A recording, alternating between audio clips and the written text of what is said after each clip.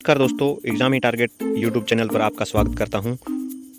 दोस्तों, आज टॉपिक लेकर आया हूं पारिस्थितिकी तंत्र के महत्वपूर्ण प्रश्न। दोस्तों, प्रत्येक प्रश्न के बीच में 3 सेकंड का टाइम दिया जाएगा।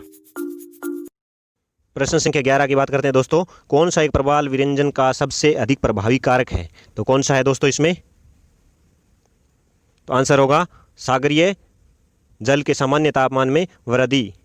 तो ये क्या है? प्रवाल विरंजन सबसे अधिक प्रभावी कारक है। नेक्स्ट प्रश्न संख्या 12 की बात करते हैं दोस्तों। प्रश्न संख्या 12 है, पारिस्थितिकी तंत्र के निकाय के रूप में आर्द्र भूमि में से किस हेतु उपयोगी है? तो किसके लिए उपयोगी है? ये सभी के लिए उपयोगी है। पोषक पुनर्प्राप्ति और चक्रण हेतु, पौधों द्वारा अवशोषण के माध्यम से भारी धातुओं को अमुक्त करना और तलछट रोककर नदियों का गाढ़ीकरण करने में को कम करने के लिए ये सभी क्या है? पारिस्थितिकी निकाय के रूप में आर्द्र भूमि के रूप में उपयोगी है।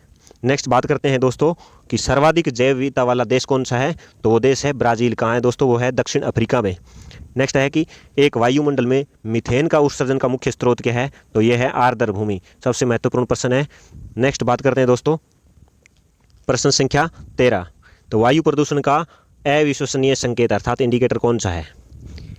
तो इसका आंसर होगा लाइकेन और मॉस। यानी कि लाइकेन्स होते हैं वो सबसे पहले पर्यावरण प्रदूषण जो होता है उसको भांप लेते हैं, तो इनका कलर पीला पड़ जाता है। तो ये क्या कहलाते हैं? लाइकेन और मॉस। ये इंडिकेटर कहलाते हैं पर्यावरण प्रदूषण के। नेक्स्ट बात करते हैं दोस्तों, कार्बन मोनोऑक्साइड एक प्रदूषक है, क्योंकि यह क्या है? कार्बन मोनोऑक्साइड ये क्या है? प्रदूषक है। इसका क्यों है ये? तो यह है हीमोग्लोबिन से संयोग करती है। नेक्स्ट प्रश्न संख्या 15 की बात करते हैं दोस्तों। तो ये है भारत में पारिस्थितिकी असंतुलन का एक प्रमुख कारण है। प्रमुख कारण कौन सा है? वनोन्मूलन। नेक्स्ट बात करते हैं दोस्तों प्रश्न संख्या 15 के बजाय, उससे पहले 16 के बजाय, कार्बन डाइऑक्साइड को ग्रीन हाउस गैस कहा जाता है। क्यों कहा जाता है? कि अवरक्त किरणों का अवशोषण करती है। सबसे महत्वपूर्ण प्रश्न है, परीक्षा की दृष्टि से हर बार प्रश्न पूछे जा सकते हैं। ये प्रश्न कम से कम 7 बार प्रश्न आ चुका है आज तक। नेक्स्ट प्रश्न संख्या 16 की बात करते हैं। कौन सी संस्था वैश्विक स्तर पर पेड़ पौधों तथा जीव जंतुओं के संरक्षण के लिए कार्य करती है? तो वो कौन सी है? IUCN। नेक्स्ट बात करते हैं दोस्तों कि IUCN क्या है? यह क्या है?